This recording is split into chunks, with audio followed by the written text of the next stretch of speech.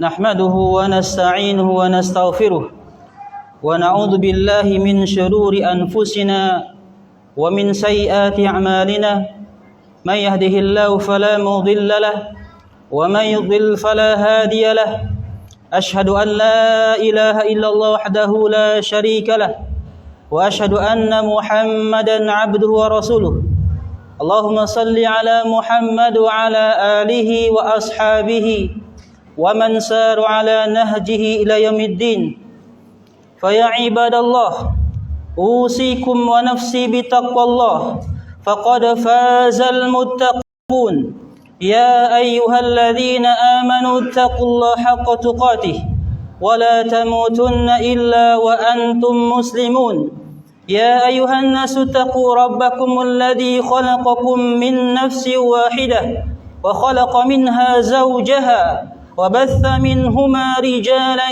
كثيرا ونساء واتقوا الله الذي تساءلون به والأرحام إن الله كان عليكم رقيبا يا أيها الذين آمنوا اتقوا الله وقولوا قولا سديدا يصلح لكم أعمالكم ويغفر لكم ذنوبكم ومن يطع الله ورسوله فقد فاز فوزا عظيما فإن أصدق الحديث كتاب الله وخير الهدى هدى محمد صلى الله عليه وسلم وشر الأمور محدثاتها فإن كل محدثة بدعة وكل بدعة ضلالة وكل ضلالة في النار عباد الله معاشر المسلمين وزمرة المسلمين رحمكم الله.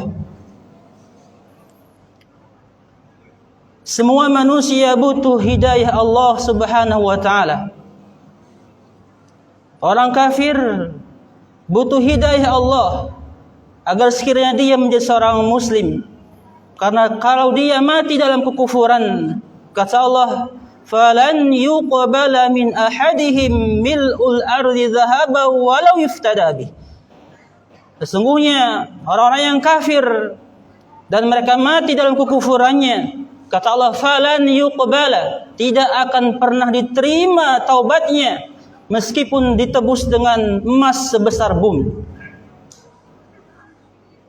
Orang muslim butuh hidayah Allah agar dia menjadi seorang muslim yang mukmin, muslim yang jujur di dalam keimanannya kepada Allah Subhanahu wa taala. Bukan muslim pengakuan saja, bukan muslim penampilan saja, atau muslim ikut-ikutan. Orang mukmin butuh hidayah Allah Subhanahu wa taala agar dia mampu mempertahankan keimanannya kepada Allah Subhanahu wa taala. Wala tamutunna illa wa antum muslimun, dan janganlah kalian mati kecuali dalam keadaan muslim, menyerahkan diri kepada Allah Subhanahu wa taala. Oleh karenanya ma'asyiral muslimin rahimakumullah, doa yang pertama kali yang Allah ajarkan kepada orang beriman di dalam Al-Qur'anul Karim, ketika kita buka mushaf, maka doa yang pertama kali bukan doa minta syurga Allah Subhanahu wa taala, bukan doa minta dijauhkan dari neraka Allah Subhanahu wa taala, bukan doa minta jabatan, kedudukan yang tinggi, harta yang melimpah, tapi doa minta hidayah Allah Subhanahu wa taala. Ihdinas siratal mustaqim, ya Allah, tunjuki kami jalan yang lurus. Kata para ulama, kenapa yang diperintahkan yang pertama kali yang kita minta adalah hidayah, bukan yang lainnya? Karena kalau hidayah sudah diberikan, semua yang diminta Allah jamin kepadanya di dunia dan akhiratnya. Oleh karenanya Al-Imam Ahmad bin Hanbal rahimahullah mengatakan, "An-nasu yahtaju ilal ilm akthar min hajatihim ila at-ta'ami wasyarab." Sesungguhnya manusia butuh hidayah Allah melebihi kebutuhan mereka kepada minuman dan makanan mereka. Fa innahum ya'kuluna wa yashrabuna fil yaum marrah aw marratain. Karena sesungguhnya manusia butuh minum, butuh makan dalam sehari sekali, 2 kali, paling banyak 3 kali. Wa innama yahtajuna ilal ilmi bi'adadil anfus. Akan tetapi manusia butuh hidayah Allah sepanjang nafasnya di kandung badan. Selagi jantungnya berdetak, nafasnya ada di badannya, sepanjang itu pula dia butuh hidayah Allah Subhanahu wa taala. Ma'asyiral muslimin rahimakumullah, as-su'al, pertanyaannya adalah kaifa nahsul 'alal hidayah? Bagaimana kita mendapatkan meraih hidayah Allah Subhanahu wa taala? Yang pertama adalah tilawatil Quran. Yang pertama, jalan menggapai hidayah Allah adalah dengan senantiasa berinteraksi dengan Al-Quran. Tilawah Al-Quran. Karena Al-Quran adalah kitabul hidayah. Al-Quran adalah kitab hidayah. Dzalikal kitabu la raiba fih, hudal lil muttaqin. Inilah kitab, inilah Al-Quran. La raiba fih, tidak ada keraguan sedikit pun di dalamnya. Hudan lil muttaqin, petunjuk bagi orang yang bertakwa kepada Allah Subhanahu wa taala.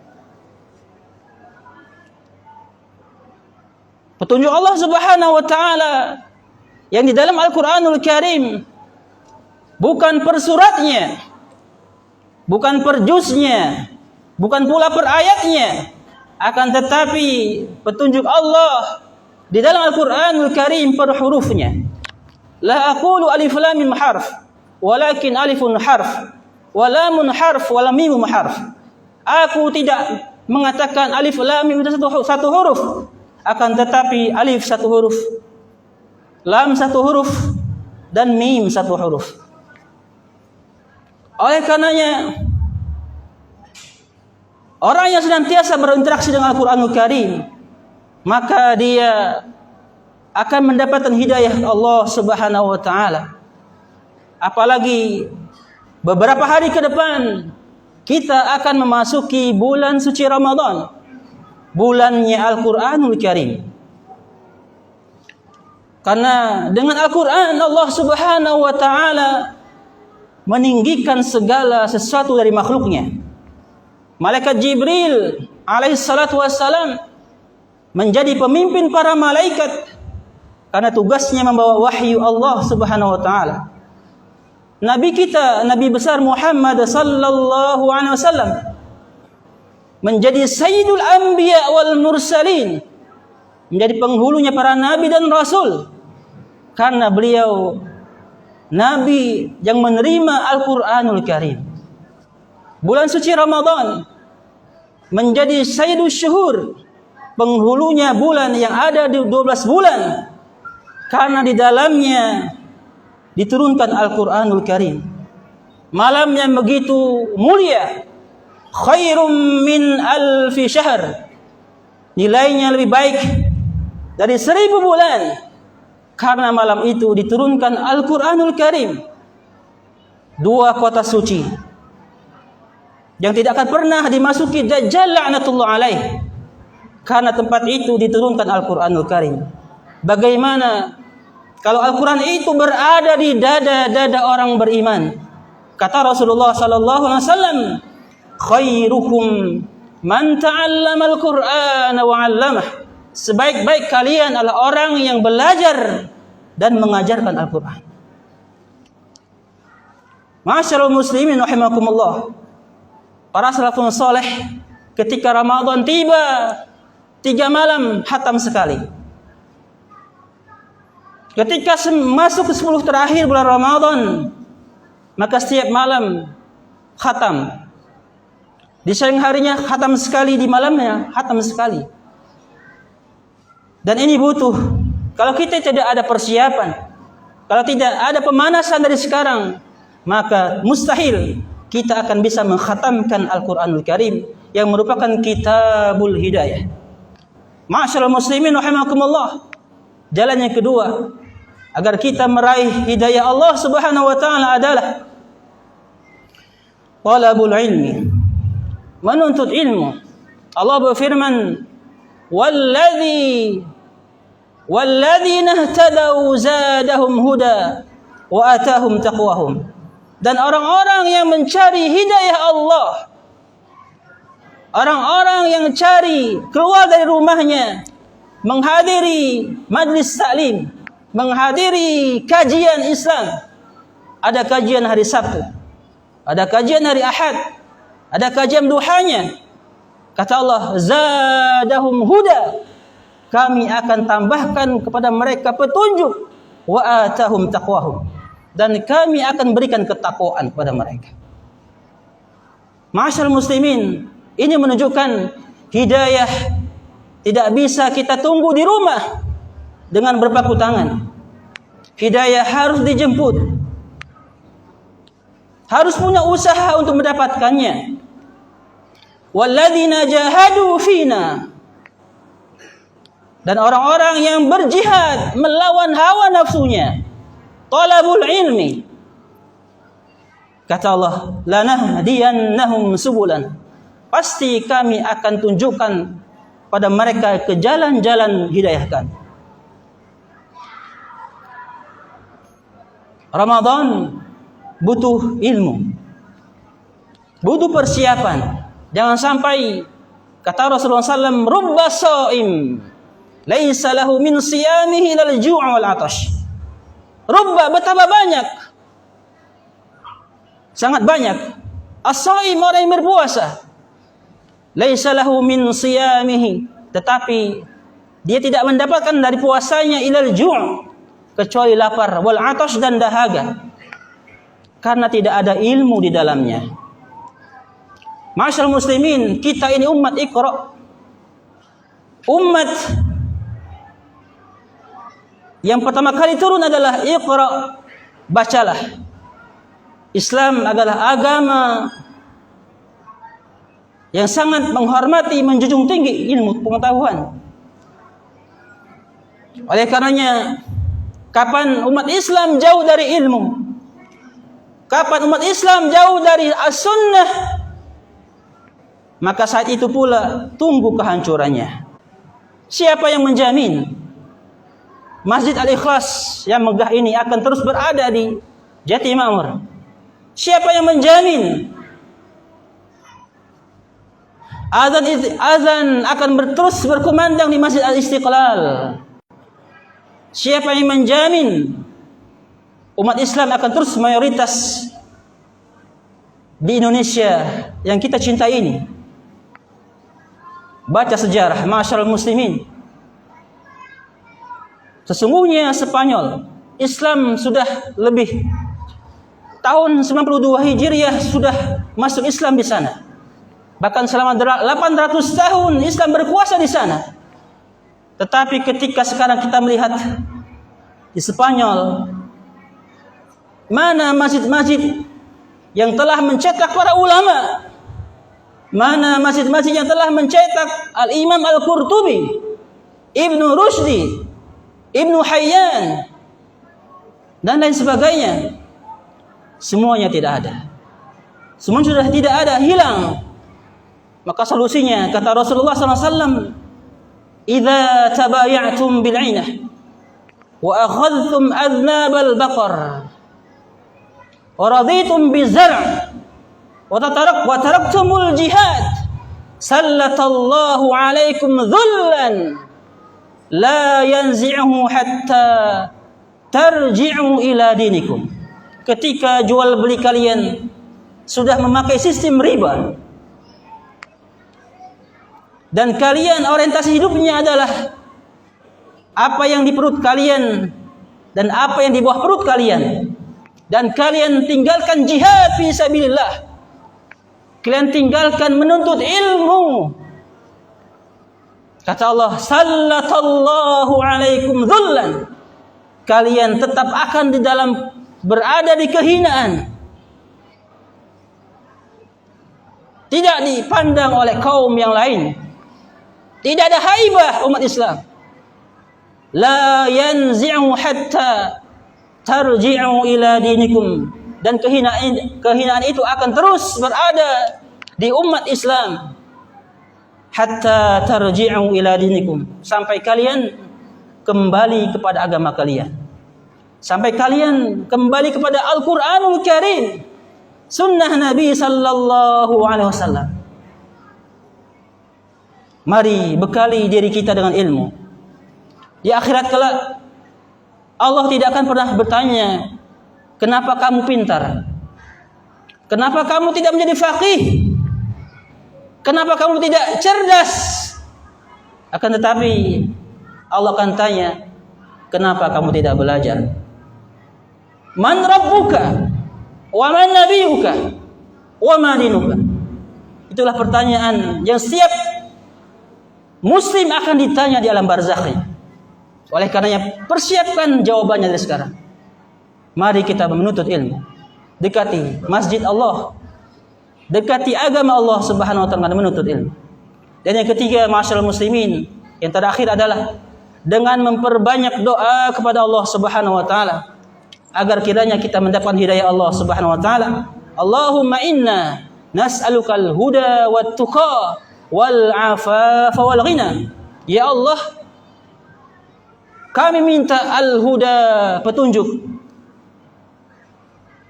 wat tuqa dan ketakwaan, wal afaf dan kehormatan, wal ghina dan kekayaan. Lihat, ketika Rasulullah SAW meminta 4 perkara ini, maka Rasulullah SAW mendahulukan al-huda. Allahumma inna nas'alukal huda, baru yang lainnya, wat tuqa wal afafa wal ghina. Atau dua yang lain, Allahumma inna nas'alukal huda was sadad. Ya Allah, berikanlah kami petunjuk dan kebenaran. Semoga kita termasuk yang Allah bimbingkan, diberikan taufik oleh Allah Subhanahu wa taala agar senantiasa dalam keadaan ketaatan kepada Allah Subhanahu wa taala, sehingga kita masuk di bulan suci Ramadan dengan iman, dengan ilmu yang kita siap untuk maksimal ke bulan Ramadan. Aqulu qouli hadza wa astaghfirullah li wa lakum innahu huwal ghafurur rahim.